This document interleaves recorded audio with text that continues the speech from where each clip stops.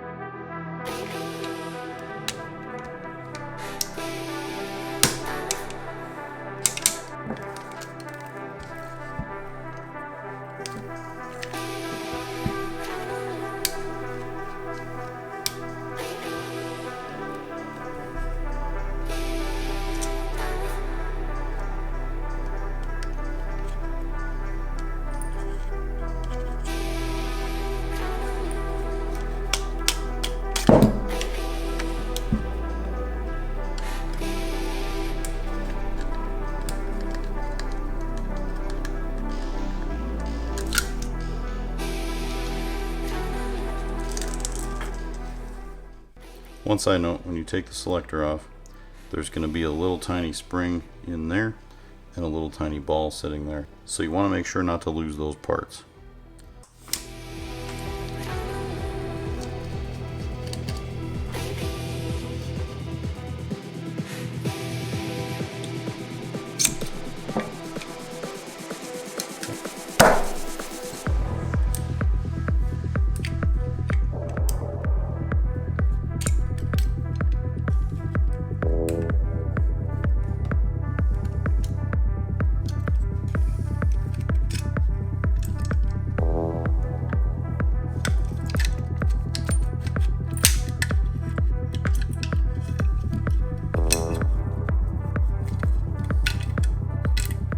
So the gearbox is now out, and it looks like everything's actually pretty new, to be honest.